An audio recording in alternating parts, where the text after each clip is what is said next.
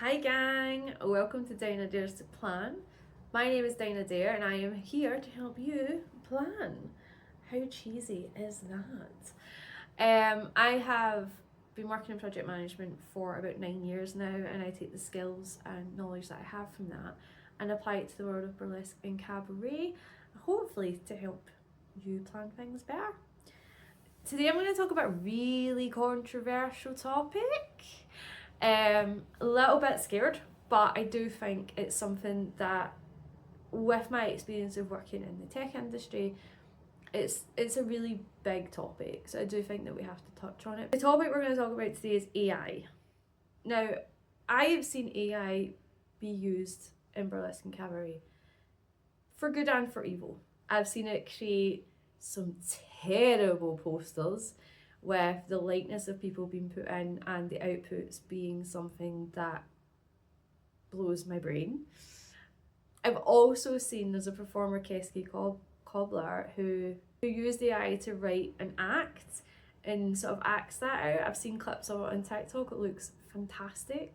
So there's people using it in really creative ways. AI as a tool itself is not evil. It's just how it's used, and I understand there's a lot of environmental, security and ethical considerations when it comes to using AI. I'm not going to touch on them today. I'll be honest, I'm not qualified to talk about them in depth in any way, shape or form, but as someone who has to use AI in our day job, it is literally mandatory by my company. I've had a lot of exposure to it, and therefore I can talk a lot about the ways that it can be used in a really positive way if you use it intentionally. For me, one of the best things it helps me do is actually flesh out an idea. So I use it, there's a concept in tech called rubber ducking. So you get someone and you basically just chat out an idea and they kind of bounce it back to you. So they maybe have questions or they'll kind of get you to look at it in a different way. That can be hard to find someone to do that with in burlesque. So having the AI tool to do that for me is really helpful. So I present an idea to it or a concept and I ask it to ask me questions about it. The more questions it asks me, the more it makes me kind of drill down into my idea, and it just kind of helps me flesh it out a bit more. So I find it really helpful for that. I also sometimes use it for this, for content creation. I'll put an idea, I'll bounce it around. Does this work? How would I break it down? How could I structure the episode? Hilariously didn't use it for this one at all, but it is something that you can do it for if you create content as well. You want to say, you give it the input and it just can help you structure, especially if your brain is used to scattering all over the place. It can just help you provide a little bit of focus. I also know people who use it to generate captions, either for their content or to kind of write something. Like I've used it to write descriptions for my workshops because I just don't have the right language to be able to describe my workshop in a way that makes it interesting and appealing in a few words. Whereas AI can kind of tart it up and make it a little bit nicer for me and provide all the information that it needs. Again, I don't see a problem with using it that way. It just helps us to be able to write things in a better way. This is the controversial one, and I'm expecting heat for this. I have used it for promotional photos. So, before people go mental in the comments, I am not saying replace photographers. However, if you are starting out in the industry, getting professional photography done can be expensive. I am currently in the space where I'm trying to save up for a house, but I needed refreshed promo photos, or I wanted them for a couple of acts. I wasn't in the position to pay for that. I am trying to put a lot of money aside right now. So I looked into the options, and what I did was I set up some lights, a plain background in the house. All of my photos are torso up, so I can get all of the photos that I did are torso up, so they're more kind of portrait style, but they're what I need. I took the photos, I then used an app, specifically Photoshop, used the free trial, and in the free trial there is AI tokens, and I used that to generate backgrounds essentially for my pictures. I did other editing as well, but that's just editing I would do to a picture if I was messing around with it anyway before I posted it online. So the thing that I used the AI for was to generate a background for it.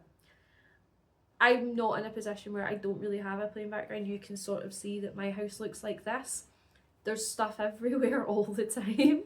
So I needed to find a way that I could generate a background that would work for the photos that I was taking. And that's what I was able to do. Again, this doesn't mean I'm never going to use a professional photographer. There is experiences and skills that professional photographers have and can provide. If you don't know how to pose, if you're not sure what your best light is, they can help, especially if you've got an idea in mind that's a bit different. There's some amazing photographers out there with some fantastic sets.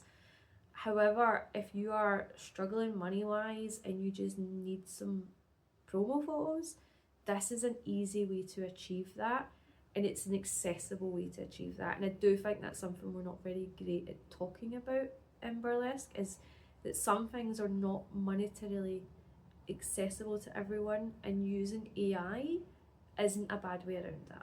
If you're having a one-to-one, like a Zoom call, or you're chatting about something, you can also get AI to transcribe your call.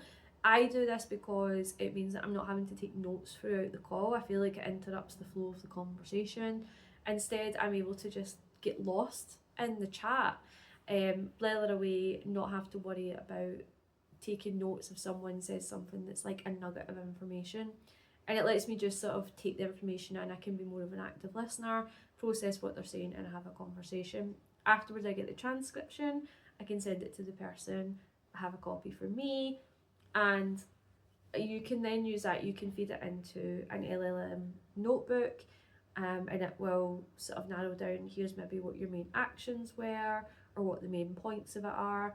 I tend to just use it and go through it myself and pick out what it is that I was looking for, but you can use AI again a step further to take that information in and pull out specifically like what your actions were. This is something that we use in my day job a lot. It just means that someone's not having to sit and take notes on a call. Everything's transcribed, everything's there, a copy gets sent out to everyone afterwards. The actions are all there, you're not having to spend time writing the actions after a call. It's great, I love it. And it's just super handy, like if you're having a conversation with someone about something to do with burlesque, here's a way for you to get all the notes taken down for you without anyone being misrepresented as well. AI isn't going anywhere anytime soon. It's a tool, and I am not saying it is the solution to all things, because it's not. It's got its problems, but if we use it intentionally, it can help us. It can, as I said, make things a lot more accessible. It can allow us to focus our attention elsewhere. We have to do a lot as it is. We have a lot on our brains all of the time. So here's an opportunity for us to take some of that weight and outsource it a little bit.